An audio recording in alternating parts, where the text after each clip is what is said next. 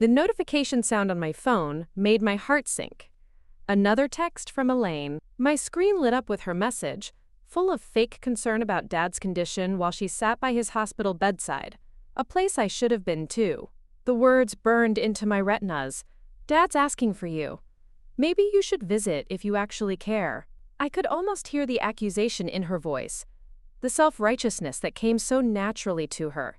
Before we jump back in, tell us where you're tuning in from, and if this story touches you, make sure you're subscribed, because tomorrow, I've saved something extra special for you. My fingers trembled as I read her message again. I hadn't been allowed in that hospital room for 3 days now. Not since Elaine convinced Dad that I was too emotional and disturbing his peace during his final days.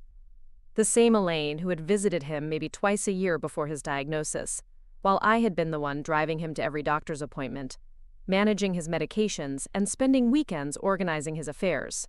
I zoomed in on the photo she'd attached. Dad looking frail in his hospital bed, Elaine leaning close with her perfectly practiced, concerned expression.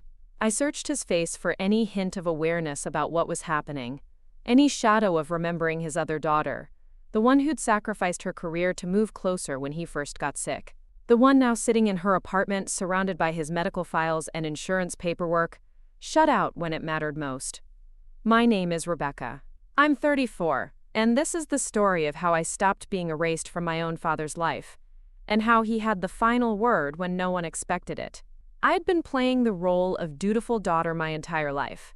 The responsible one, the dependable one, the one who always showed up. 3 months before Dad was diagnosed with late-stage pancreatic cancer, I'd stood in his living room helping him organize his medications while Elaine called to explain why she wouldn't make it for his birthday. Again. Something about a work emergency that couldn't possibly wait. Dad had nodded with that familiar resignation, telling her it was fine, that they'd celebrate another time. She's busy building her career, he'd said after hanging up, defending her as he always did. Not everyone can make time like you do, Becca. But I'd made time by sacrificing my own opportunities. I'd turned down a promotion that required relocation when Dad first started showing symptoms. I'd arranged my work schedule around his appointments, used my vacation days when he needed procedures. All while Elaine built her prestigious law career in another state, calling occasionally to offer opinions on treatments she'd Googled for 5 minutes. Dad needs to try this experimental treatment, she'd announce on speakerphone during our family calls, as if she'd discovered something revolutionary that his actual oncologists hadn't considered. The doctors don't recommend it for his specific case, I'd explain, having spent hours researching with his medical team. Well, you should get a second opinion then, she'd snap, before changing the subject to her latest courtroom victory or the vacation she was planning. No one seemed to notice how I'd pick up extra responsibilities without complaint, working remotely from hospital waiting rooms, spending my savings on special dietary supplements that might make him more comfortable. Just like no one had noticed when I'd postponed my own wedding 3 years earlier when Dad had his first health scare, a false alarm, but I couldn't bear the thought of planning a celebration while he was unwell. When the real diagnosis came, it felt like the floor had disappeared beneath me. Stage 4. 6 months, maybe less. I remembered standing in that sterile consultation room, holding Dad's hand while the doctor explained what we were facing. I'd already started mentally calculating how to rearrange my life completely, how to ensure he would have the care and comfort he deserved in his final months. Elaine had flown in for that appointment, to her credit. She'd sat there in her expensive suit, asking technical questions and taking notes on her tablet. Afterward, in the hospital cafeteria, she'd looked at me with something almost like compassion. "This is going to be hard on you," she'd said, stirring her coffee. Living so close, being the point person, I'd waited for what would come next, an offer to take family leave, to share the responsibility, to step up after years of minimal involvement. Instead, she'd sighed and checked her watch. "My flight's in 3 hours. Keep me updated, okay? I'll try to visit when I can." Preparing and narrating this story took us a lot of time, so if you are enjoying it, subscribe to our channel, it means a lot to us. Now back to the story. I'd nodded, swallowing the hurt, telling myself that people respond to crisis differently, that Elaine's way of coping was to maintain distance. That her career really was demanding. All the excuses I'd made for her my entire life. For the first 2 months after diagnosis, I'd been Dad's primary caregiver. I'd converted my second bedroom into a space for him, learned to administer his medications, become an expert in managing his pain. I'd decorated the room with his favorite fishing photographs and the collection of model ships he'd built over the years. I'd wanted him to feel at home, to have his treasures around him. Elaine called every few days, speaking to Dad briefly before asking me for updates. She'd send expensive care packages, organic snacks he couldn't eat due to his dietary restrictions, luxury pajamas that were too complicated for him to get in and out of easily, high-end toiletries that irritated his sensitive skin. It was as if she was shopping for the father she imagined, not the man who was actually dying in my spare bedroom. "Your sister means well," Dad would say after these packages arrived, always defending her. "She's just not good with sickness. Never has been." I'd nod and rearrange his pillows, swallowing the response that burned in my throat. That dealing with sickness wasn't a natural talent but a choice you made for people you loved. That I wasn't good with sickness either. I was terrified and heartbroken watching him decline. But I showed up anyway. The dynamic shifted dramatically when Dad's condition worsened, and he needed to be hospitalized. Suddenly, Elaine took an unexpected leave of absence from her firm and flew in. I'd been relieved at first, grateful for the support, imagining us flanking Dad's bed together, a united front of daughterly love. How naive I'd been.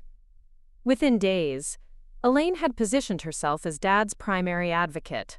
She'd consulted with the doctors without including me, rearranged his care schedule, and gradually began suggesting that my visits were agitating him. "He's always more restless after you leave," she told me in the hospital corridor, her voice dripping with concern. "The nurses have noticed it too." I was stunned. "I've been with him through this entire journey. He finds comfort in our routine." "That was at home," she'd said dismissively. "Hospital care is different. And frankly, Rebecca, you look exhausted. You're projecting your anxiety onto him. It's not helping." I'd tried to protest, but Elaine had already convinced the hospital staff that she was making the decisions now.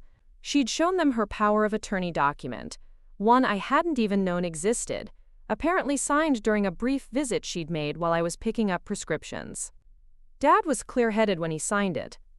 She'd explained with practiced patience when I confronted her. "He wants someone making decisions who isn't emotionally overwhelmed. You're too close to this, Rebecca. You can't be objective about his care." The injustice burned like acid. I hadn't been too close when I was changing his sheets at 3 a.m., or researching pain management techniques, or sitting through chemotherapy sessions that we both knew were only buying time, not changing the outcome. I hadn't been too emotional when I was calmly discussing hospice options or helping him update his advance directive. But somehow, now that he was in his final days, I was being systematically pushed aside. The hospital staff began giving me limited visiting hours, always when Elaine was taking her breaks, conveniently timed coffee runs, or important calls she needed to make. The nurses, who had initially known me as Dad's dedicated daughter, now treated me with that special kind of professional caution reserved for family members they'd been warned about. "Your father needs calm right now," the charge nurse told me when I questioned why my visiting time had been reduced again. "Your sister has expressed concerns about the energy in the room when there are too many people." Too many people. As if I were a crowd of strangers rather than the daughter who had been there from day one. I tried calling Dad's phone directly, but the calls went unanswered. When I texted, the responses seemed filtered through Elaine. Formal, distant, nothing like Dad's usual warm communication style. I began to wonder if he was even seeing my messages at all. The night before what would be my last attempt to visit, I couldn't sleep. I paced my apartment, looking at the empty room that still held Dad's things.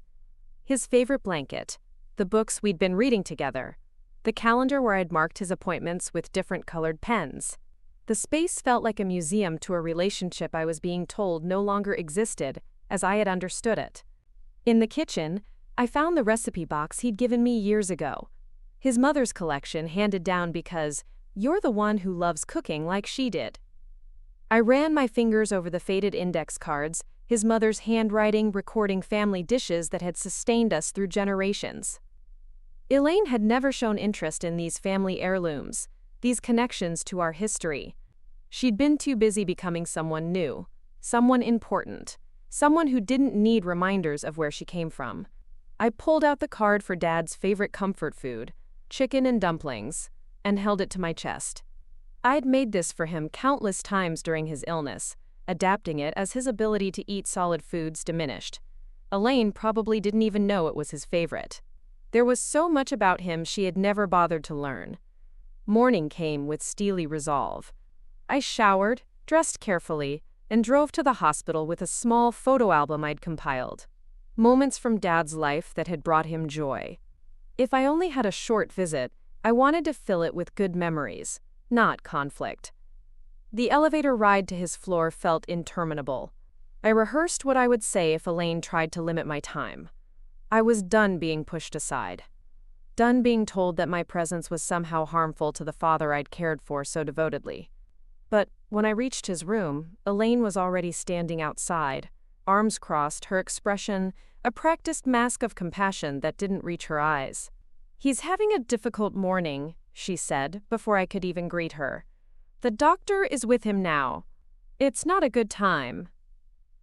"I'll wait," I replied, moving toward the small seating area nearby.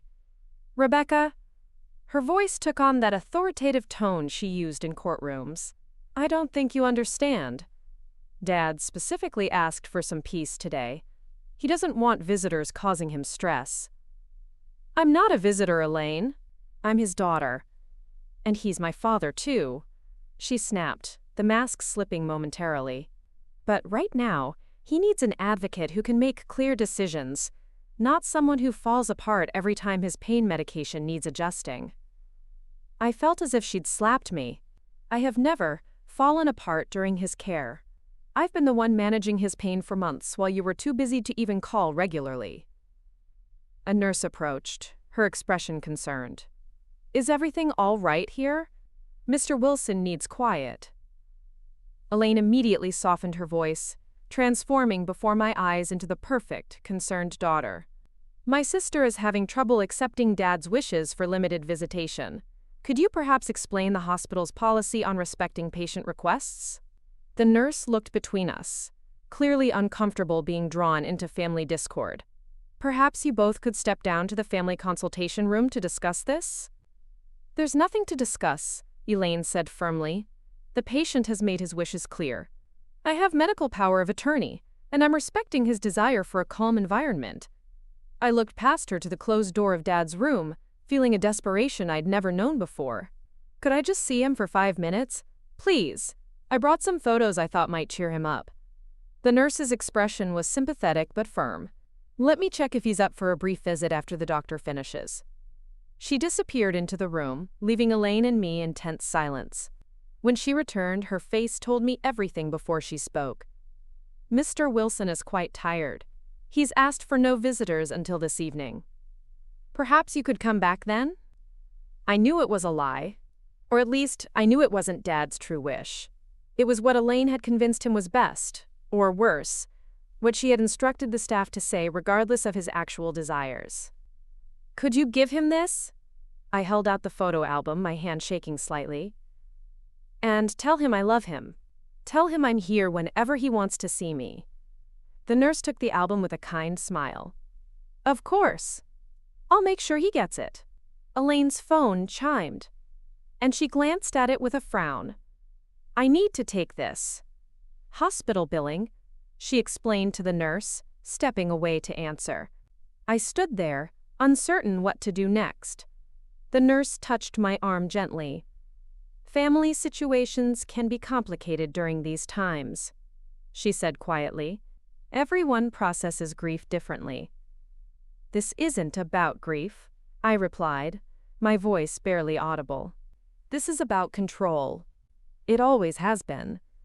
I left the hospital with my heart in pieces, driving aimlessly until I found myself at the small lake where Dad used to take us fishing when we were children. I sat on the weathered dock, watching the light play across the water, remembering how patient he'd been teaching us to bait hooks and cast lines. Elaine had always grown bored quickly, preferring to read in the car after the novelty wore off.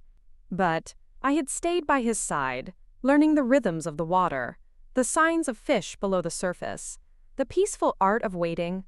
We'd had our best conversations during those quiet moments, sharing thoughts that somehow couldn't find voice in the bustle of everyday life. It was during one such fishing trip, when I was about 12, that Dad had explained to me why he never forced Elaine to join us. "Some people need to find their own path," he'd said, adjusting my grip on the rod. "Your sister's looking for something different than what this life offers. That doesn't make either of you right or wrong, just different." "But don't you wish she wanted to be here?" I'd asked, watching the line disappear into the dark water. "I wish for both my girls to be happy," he'd answered simply. "Sometimes that means letting people go where they need to go." I hadn't understood then how profound that was. How much love it took to let someone follow their own path, even when it led away from you. I wondered if that same philosophy was why he was letting Elaine control his final days. If he was simply accepting her need to finally be important in his life, even if it came at my expense. The sunset painted the lake copper and gold, reminding me of the limited time we all have. I couldn't force my way into Dad's room against hospital policy. I couldn't undo whatever narrative Elaine had created about my visits being disturbing to him, but I could refuse to disappear entirely. I drove home with new determination. If I couldn't be with Dad in person, I would make sure he knew I was still there, still thinking of him, still honoring our relationship in every way possible. That night, I wrote him a letter, pages of memories, gratitude, and love. I wrote about lessons he'd taught me, adventures we'd shared, quiet moments that had shaped who I'd become. I thanked him for teaching me to fish, to change a tire, to face difficult conversations with honesty. I told him that no matter what happened in these final days, nothing could erase the lifetime of love between us. I included photos, small mementos, even pressed flowers from his garden that I'd been tending in his absence. I poured everything I couldn't say in person into that package, sealing it with tears and fierce love. The next morning, I dropped it off at the hospital's main reception desk, requesting it be delivered to his room. I had no way of knowing if Elaine would intercept it, but I had to try. Then I went home and waited by my phone, hoping against hope for some acknowledgement, some sign that my words had reached him. But the phone remained silent. 3 days later, everything changed. Not with a bang, but with the quiet ping of an email notification. The email was from Dad's attorney, Harold Mercer. I'd met him only once before, at the reading of my mother's will 7 years ago. The subject line was simple: urgent, Lawrence Wilson matter. My hands trembled as I opened it. "Ms. Wilson, I regret to inform you that your father's condition has deteriorated significantly. He has asked me to contact you directly as he wishes to speak with you regarding important legal matters. Please come to Good Samaritan Hospital at your earliest convenience. I will be present until 5 p.m. today." A cold wave of dread washed over me. Dad was worse, possibly dying, and I was only finding out through his lawyer? I grabbed my keys and purse, not bothering to change out of my wrinkled work clothes. The drive to the hospital was a blur of traffic lights and racing thoughts. Why would Dad's attorney be there? Was this about the power of attorney Elaine had somehow secured? Was Dad trying to fix what had happened between us? I parked haphazardly and practically ran through the hospital entrance, bypassing the main reception desk and heading straight for the elevators. As the doors closed, I took a deep breath, trying to compose myself. Whatever was happening, I needed to be calm for Dad. The elevator doors opened to reveal Harold Mercer standing in the hallway outside Dad's room, his weathered face grave as he checked his watch. "Rebecca," he said, extending his hand. "Thank you for coming quickly." "How is he?" I asked, ignoring the formality of a handshake. Harold's expression softened. "Not good, I'm afraid. The doctors don't expect him to make it through the night." I felt my knees weaken. Why didn't anyone call me sooner? Why did it take his lawyer to let me know he's dying? "That's part of what I need to discuss with you," Harold said, guiding me to a nearby family consultation room. "Your father has been quite strategic these past few days." Inside the small room, Harold closed the door and gestured for me to sit. Your sister is currently at the cafeteria. Your father insisted I speak with you alone before she returns. I don't understand, I said, remaining standing. I need to see my dad if he's… Rebecca, Harold interrupted gently. Please sit. I have a lot to tell you and we don't have much time. Something in his tone made me comply. He pulled out a leather portfolio and removed several documents. 3 days ago, your father contacted me privately. A nurse helped him make the call when your sister was absent. He asked me to come immediately, and when I did, he was remarkably lucid despite his condition. He told me everything that's been happening. My heart pounded as Harold continued. He was quite distressed about being separated from you. He claimed that your sister had been manipulating both his care team and his communications. He said you'd been blocked from visiting him properly. Tears filled my eyes. He knew? He understood what was happening? Harold nodded solemnly. Not only did he understand, but he took action. He revoked the power of attorney Elaine had obtained and signed new documents, including an updated will. He slid a document across the table. This is a copy of the new medical power of attorney. He's named you as his healthcare proxy, effective immediately. I stared at the paper, seeing Dad's familiar signature at the bottom. Even in his weakened state, it was unmistakably his handwriting. But how? Elaine's been controlling who sees him, what medications he receives. With help from a particular night nurse named Clara, who recognized something wasn't right. She witnessed all the documents and helped your father coordinate with me without your sister's knowledge. I remembered Clara, a kind-eyed woman who had always smiled warmly at me during my visits, before they were restricted. There's more, Harold continued, placing another document before me. Your father also executed a new will. He was quite specific about his wishes, and he wanted me to explain certain provisions to you privately. Does Elaine know about any of this? Number. And your father was adamant that she not be informed until after his passing. Harold hesitated. Rebecca, I should prepare you.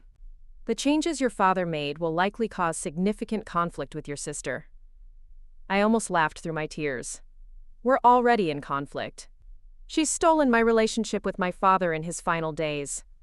What could be worse than that? Harold's expression remained serious. The will explicitly addresses what your father called a pattern of manipulation and exclusion. He's made some decisions that Elaine will find unexpected.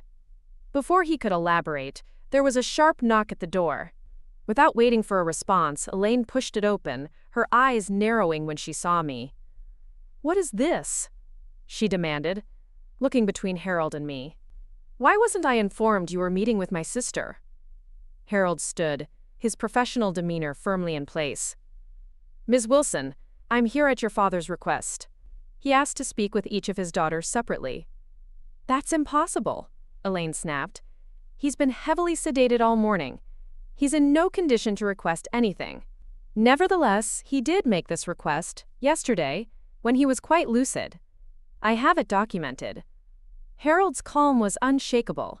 He's asked to see Rebecca now, alone. Absolutely not, Elaine said, stepping fully into the room. I have medical power of attorney. I make the decisions about visitors, and I've been clear that Rebecca's presence agitates him. Harold reached into his portfolio and produced another document. I'm afraid that's no longer the case. Your father revoked your power of attorney 3 days ago and appointed Rebecca instead. Elaine snatched the paper from his hand, her face flushing as she scanned it. This is ridiculous.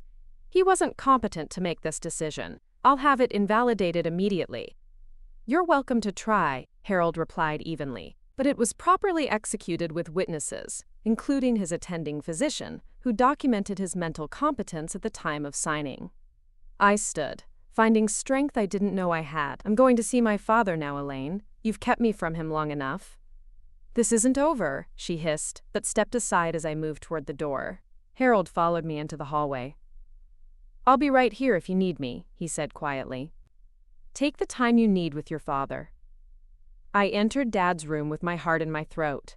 The lights were dimmed, and the rhythmic beeping of machines created a solemn backdrop to the scene. Dad looked smaller than I remembered, fragile against the white hospital linens. His eyes were closed, his breathing shallow. I approached the bed quietly, taking his hand in mine. His skin felt paper-thin, cool to the touch. At my contact, his eyelids fluttered.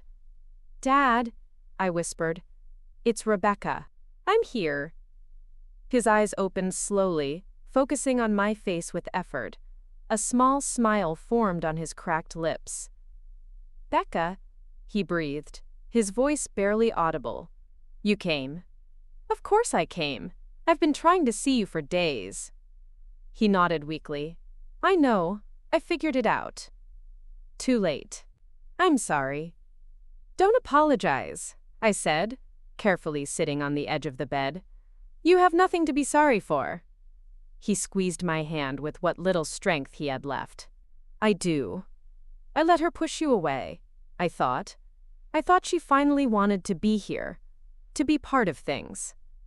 A tear slipped down my cheek. "She did it because she wanted control, Dad, not because she wanted to care for you."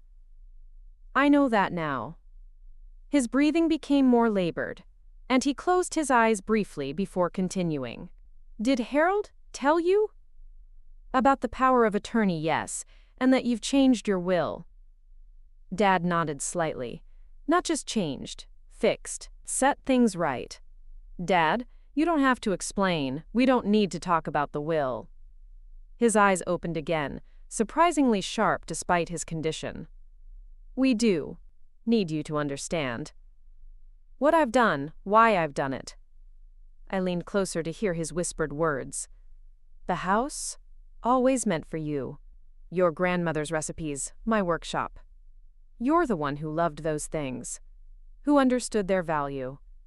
He paused, gathering strength. "Elaine wanted status, money, always looking beyond what we had." "Dad, please don't exhaust yourself." He shook his head stubbornly. "Listen, important. I divided things before, equally. Thought it was fair, but it wasn't. Not really. Elaine took and took. Never gave back. You gave everything. Got nothing in return." His monitor beeped more rapidly, and I worried the conversation was straining him too much.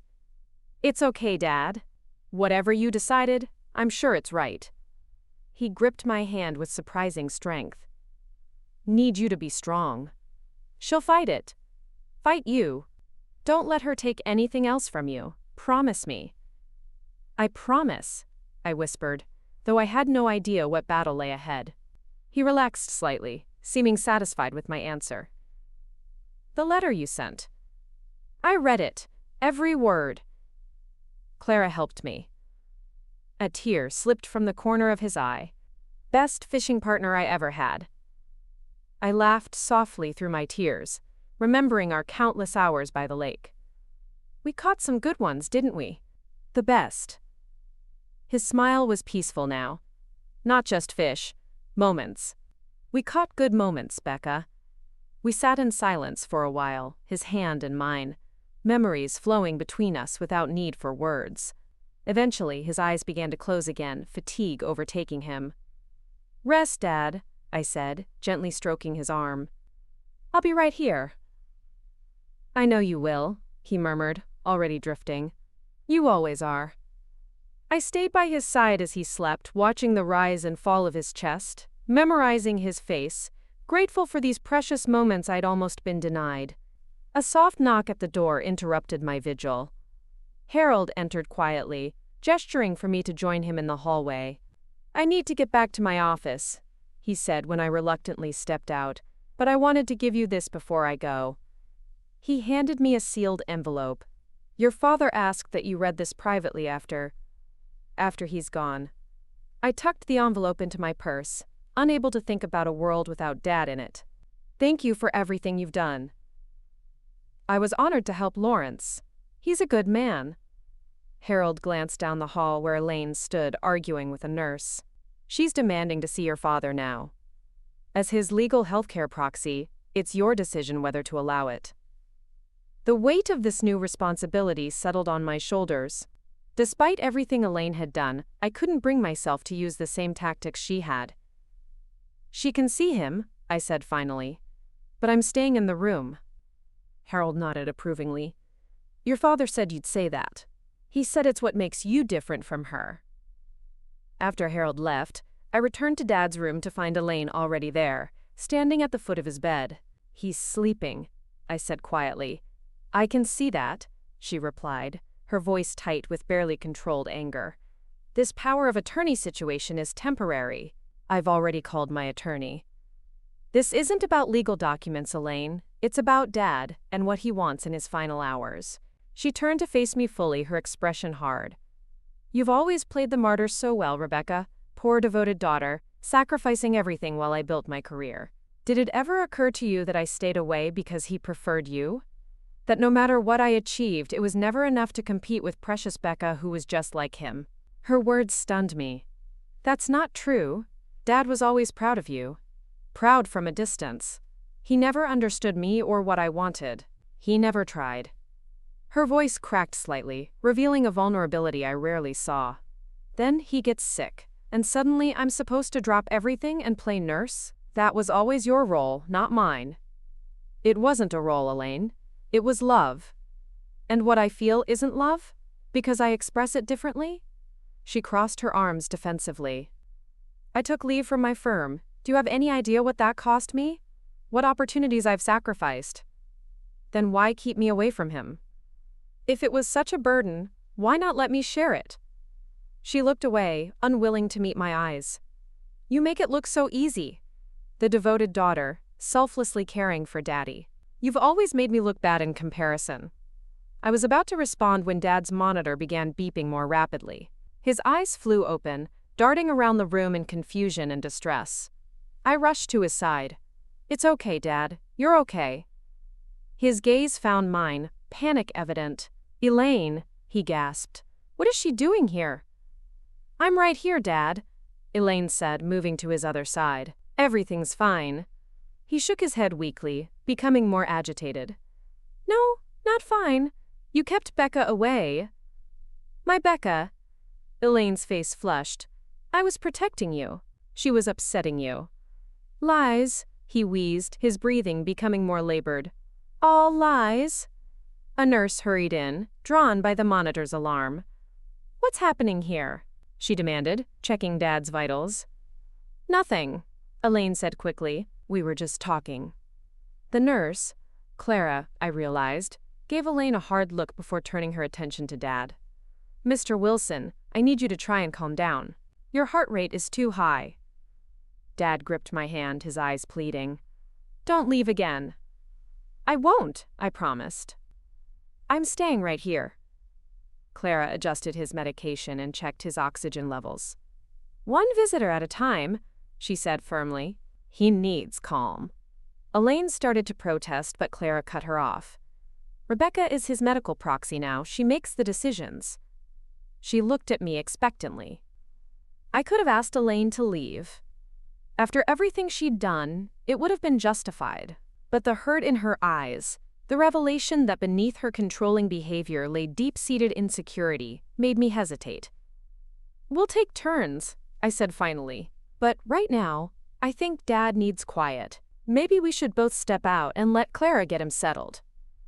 Clara nodded appreciatively, and Elaine, after a moment's resistance, followed me into the hallway. We stood awkwardly outside Dad's room, neither of us knowing what to say after the revelations of the past hour.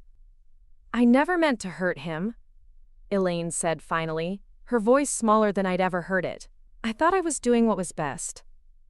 "I know," I replied, surprising myself with the realization that I believed her. "But Elaine, you hurt me too. Deeply." She nodded slowly. "I know." Clara emerged from the room, her expression serious.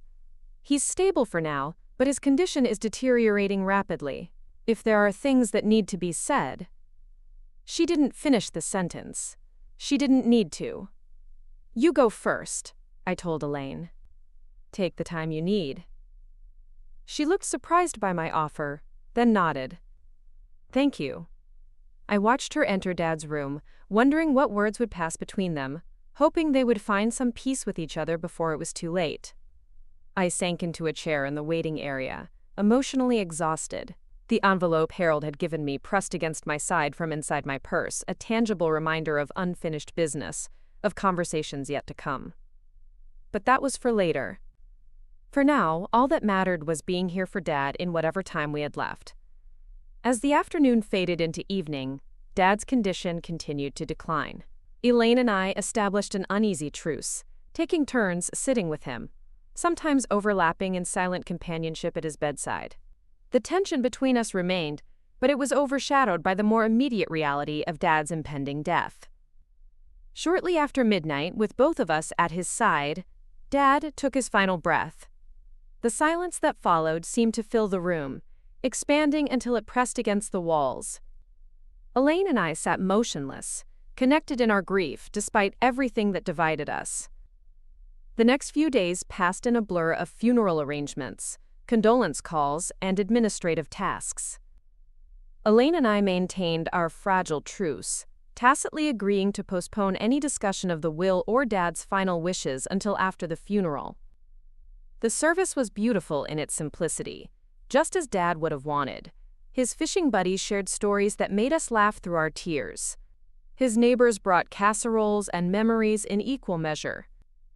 Throughout it all, I carried the unopened envelope from Harold, waiting for the right moment to read Dad's final words to me. That moment came the evening after the funeral. Elaine had returned to her hotel to pack for her flight home the next day, and I was finally alone in my apartment, surrounded by the remnants of Dad's presence. His cardigan still draped over my couch, his reading glasses on the side table. I poured a glass of his favorite bourbon, sat in his preferred armchair, and carefully opened the envelope. Inside was a handwritten letter, the script shaky but unmistakably Dad's. "My dearest Rebecca," it began. "My dearest Rebecca, by the time you read this, I'll be gone." There's a strange peace in acknowledging that simple truth after fighting so hard against it these past months. I hope you can find some measure of that peace too, in time. First, I need to apologize. I failed you in ways I'm only now beginning to understand. I thought being a good father meant treating my daughters equally, dividing my time, my affection, my estate, in perfect halves as if you were identical beings with identical needs. I was wrong. True fairness isn't about equal portions, it's about recognizing what each person contributes and what each person needs. You and Elaine are as different as the sun and moon, and I should have honored those differences instead of pretending they didn't exist. For too long, I allowed Elaine's demands to overshadow your quiet dedication. I told myself it was because she needed more attention, more reassurance. But in doing so, I took your loyalty for granted. I accepted your sacrifices without proper acknowledgement. I let you give and give while asking nothing in return. These final weeks have stripped away my illusions. When Elaine arrived at the hospital, I was initially so grateful. I thought she'd finally stepped up, finally understood what it means to be family. I was blind to how she was manipulating the situation, pushing you away, isolating me from the one person who had been my constant support. It was Clara who opened my eyes. She noticed how despondent I became after your visits were restricted. She asked questions, listened closely to my confused answers, and slowly helped me piece together what was happening. When she showed me your letter and the photos, the ones Elaine had hidden from me, I felt such shame. How could I have let this happen? That's when I called Harold. I may be dying, but I'm not powerless. Not yet. What I'm about to tell you may seem cruel. Perhaps it is. But it's also just. I've changed my will. The house on Maple Street, the one that's been in our family for 3 generations, is yours entirely. Not to share, not to sell, but to live in and love as I have. As my father did before me, and his father before him. The wood shop where I taught you to build your first birdhouse. The garden where we planted tomatoes every spring. The kitchen where you learned your grandmother's recipes. These spaces hold our memories, our shared history. They belong with someone who values them not for their market price, but for the life lived within their walls. I've also established a trust in your name containing the majority of my financial assets. After settling any medical expenses, you'll find yourself with considerable security, enough to finally pursue that culinary school dream you set aside to care for me if that's still what you want. For Elaine, I've left a smaller monetary inheritance and my collection of first edition books she admired as a child. It's less than she'll expect, but more than most would consider fair given her actions. I've included a separate letter for her explaining my decisions, though I doubt she'll truly understand. This isn't about punishment, Rebecca. It's about finally acknowledging the truth we've all danced around for years. You built your life around family. Elaine built her life around herself. Neither choice is inherently wrong, but they do carry different consequences. Harold will handle the legal details. There will be anger, accusations, perhaps even a lawsuit. Stand firm. Remember that fairness isn't always equal, and that you've earned every brick of that house through years of unwavering love. Now to more important matters. Don't let grief consume you. I've watched you put your life on hold these past months, and while I'm deeply grateful, it's time for you to live for yourself again. Take that cooking course. Travel to Italy like we always talked about. Open the little cafe you've sketched plans for since college. The hardest lesson I've learned in dying is how precious time truly is. Don't waste yours trying to win Elaine's approval or understanding. Some bridges can't be mended, at least not quickly, and not without mutual effort. Focus on building your own happiness instead. I love you both, differently but deeply. I hope someday Elaine will recognize the gift you've been to me, especially these final months. But if she doesn't, that's her loss to bear, not yours to fix. Be happy, my fishing buddy. Catch those good moments. All my love, Dad. I read the letter 3 times, tears flowing freely down my face. With each reading, I felt a different emotion rise to the surface. First grief, then vindication, and finally, a complex mixture of sorrow and relief. Dad had seen everything, had understood, had acted to protect me even in his final days. I carefully folded the letter and returned it to its envelope, then placed it in my keepsake box, the one Dad had made for me on my 16th birthday, carved from cherry wood with my initials inlaid in maple. Morning brought the inevitable confrontation. Harold had scheduled a formal reading of the will at his office, and as I entered the conference room, Elaine's cold stare followed my every move. "You've been busy," she said as I took a seat across from her, whispering in Dad's ear, playing the victim, manipulating a dying man. I met her gaze steadily. "I think we both know who the manipulator was in that hospital room." Harold cleared his throat as he entered, effectively ending our exchange before it could escalate further. He laid out several documents on the table, his expression professionally neutral. "Thank you both for coming. I know this is a difficult time." He adjusted his glasses and began the formal reading. I watched Elaine's face as the terms of the will became clear. Her expression shifted from expectant to confused, then to outraged, as Harold detailed the uneven distribution of assets. "This is absurd," she interrupted. "There's obviously been undue influence. My father would never have made these changes of his own accord." Harold removed his glasses. "Your father anticipated this response, Ms. Wilson. That's why he had his physician document his mental competence, and why he recorded a video statement explaining his decisions." "A video?" Elaine and I spoke simultaneously, equally surprised. Harold nodded, reaching for his laptop. "He was quite insistent about it. Said some things needed to be heard directly from him." He turned the screen to face us both and pressed play. Dad appeared, propped up in his hospital bed, looking frail but clear-eyed. "My name is Lawrence Wilson," he began, his voice stronger than I'd heard it in months. "Today is March 17th, 2025. I am of sound mind, making this statement of my own free will." He looked directly into the camera. "I've made significant changes to my will. These changes reflect my true wishes and are based on a reassessment of my relationship with both my daughters." Dad detailed his decisions, much as he had in my letter, but hearing the words in his voice made them even more powerful. He explained his reasoning without anger, but with unflinching honesty. Rebecca has demonstrated consistent loyalty, sacrifice, and love throughout my life, particularly during my illness. Elaine has pursued her own interests, which is her right, but that choice has consequences. He paused, taking a labored breath before continuing. Elaine, if you're watching this, I know you're angry. You believe you deserve an equal share, regardless of contribution. That's never been how life works. Not really. I still love you, but I cannot pretend your absence didn't matter, or that Rebecca's presence was anything less than extraordinary. The video ended with Dad looking tired but peaceful. These are my final wishes. Please respect them. Silence filled the room as Harold closed the laptop. Elaine sat motionless, her face unreadable. This is just the beginning, she finally said, standing abruptly. I'll contest it. I'll fight this all the way to the Supreme Court if necessary. That's your right, Harold replied calmly.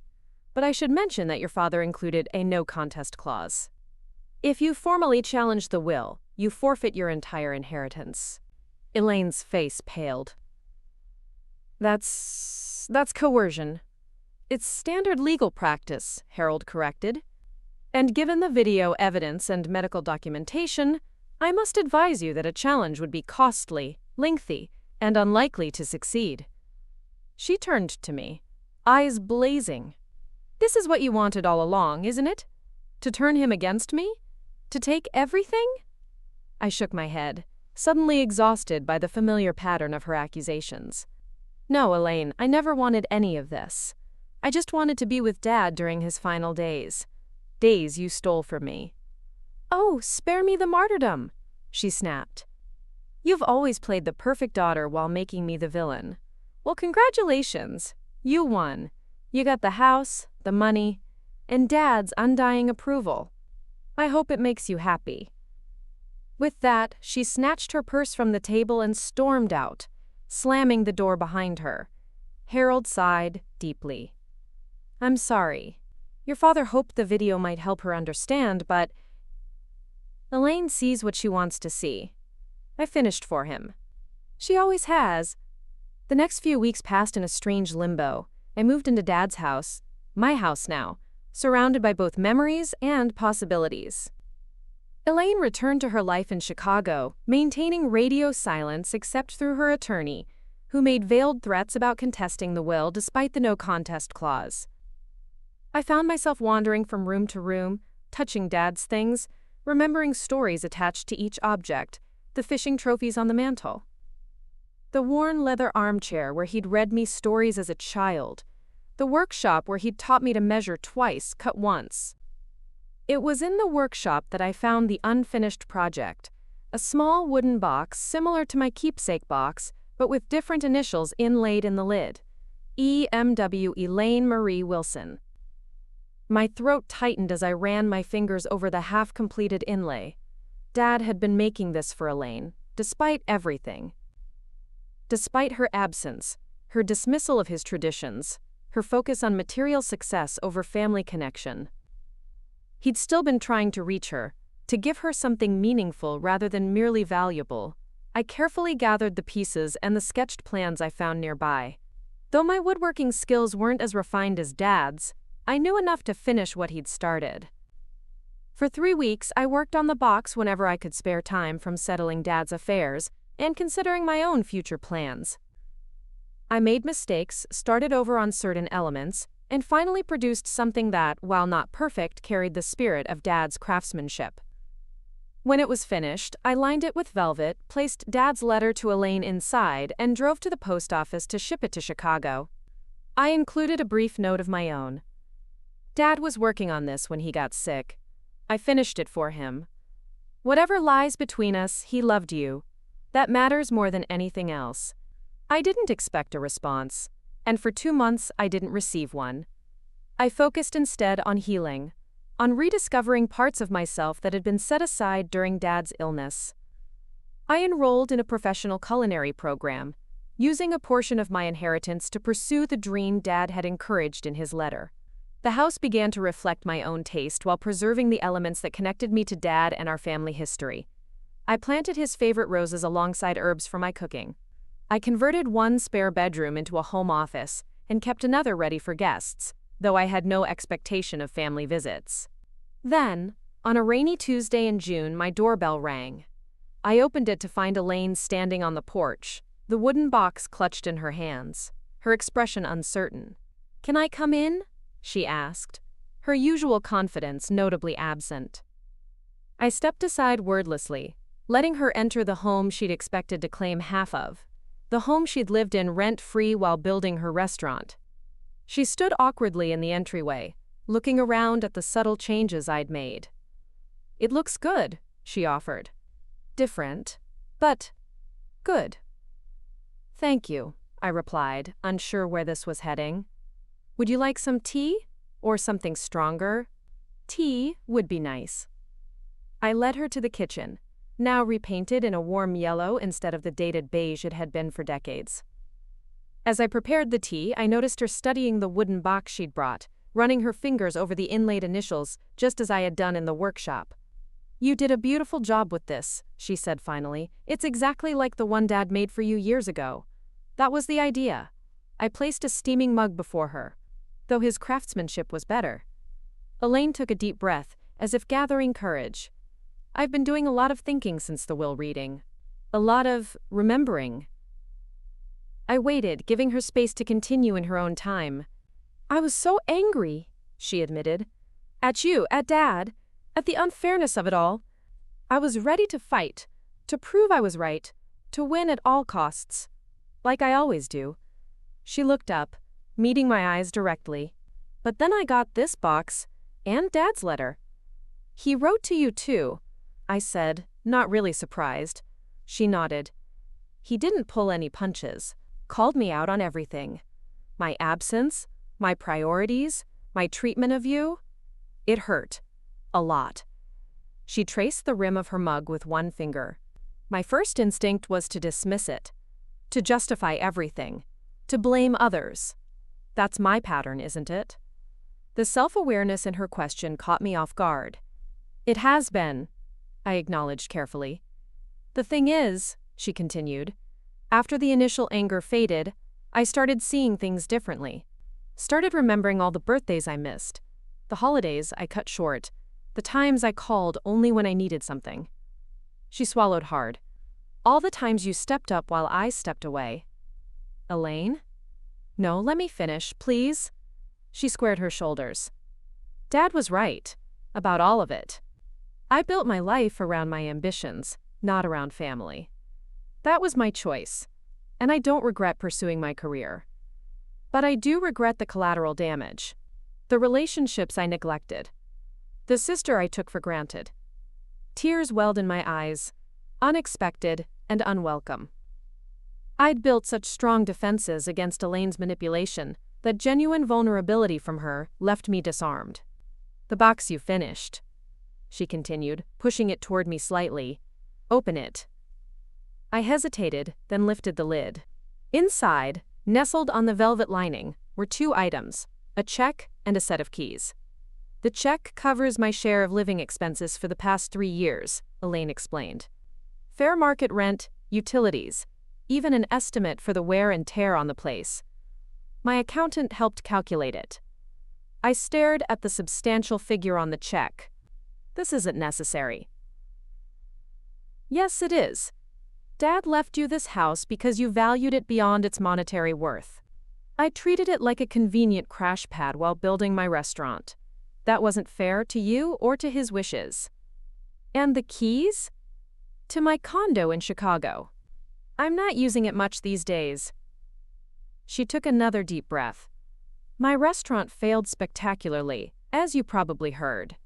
I've taken a position with a law firm back in Portland. That's where I started my career. The hours are more reasonable, the pressure less intense." "You're practicing law again? What about your culinary ambitions?" A small, rueful smile crossed her face. "Turns out I'm a better lawyer than a restaurateur. And honestly, I think I was chasing the wrong dream. I wanted the prestige of being a renowned chef more than I actually loved the day-to-day work of running a restaurant." The admission was so unlike the Elaine I knew, the sister who never acknowledged weakness, who spun every failure into someone else's fault, that I found myself momentarily speechless. "The condo is yours if you want it," she continued. "For visits, for a base if you ever want to take culinary courses in Chicago, whatever. Consider it a peace offering. A small step toward making amends. Elaine, I don't know what to say." "You don't have to say anything right now." She sipped her tea. "I'm not expecting instant forgiveness or for us to suddenly become best friends. I know I've burned too many bridges for that. But I am trying to change. To be better." Dad's letter. It made me see myself clearly for the first time in years. We sat in silence for a moment, the rain pattering against the windows, creating a contemplative backdrop. "I should have fought harder to see Dad in the hospital," I finally said. "I let you push me away because part of me believed I deserved it. Believed I wasn't important enough to stand up for myself." Elaine nodded slowly. "And I pushed you away because your dedication made my absence more glaring. Because seeing you with Dad reminded me of everything I'd chosen to miss." She set down her mug decisively. "We both made mistakes. Mine were worse, but we both contributed to the dysfunction." "Where do we go from here?" I asked, surprised by how much I wanted there to be a path forward despite everything. "I don't know exactly," Elaine admitted. "But I'd like to try something new, something that isn't based on competition or resentment or old patterns." She hesitated. "I heard you enrolled in culinary school. That's really great, Rebecca. Dad would be proud." The simple acknowledgement brought fresh tears to my eyes. "Thank you. That means a lot." "Maybe." She seemed almost shy now, so different from her usual confident demeanor. "Maybe when you're further along in your program, I could come for a visit? You could cook something special, and I could try to be a supportive sister for once?" Quote, I found myself nodding. "I'd like that. And maybe I could use your condo sometime, explore the Chicago food scene. It's yours whenever you want it. No strings attached." As we continued talking, sharing tentative plans and cautious hopes, I felt something shift between us. Not a complete healing, but the first genuine connection we'd had in years. The rain stopped, and sunlight began to filter through the kitchen windows, casting everything in a new light. Later, as I walked Elaine to her car, she paused on the porch steps. Dad's porch steps. "You know," she said, looking back at the house, "I always thought inheriting property or money was the most valuable thing Dad could leave us. I was wrong." She met my gaze steadily. The most valuable inheritance was his example, his integrity, his willingness to acknowledge mistakes, his capacity for love even when it was difficult. I nodded, unable to speak past the lump in my throat. "You got that inheritance long before the will was read," she continued. "I'm just starting to claim my share now." As I watched her drive away, I felt a complex mixture of emotions. Cautious hope, lingering hurt, but mostly a profound sense of peace.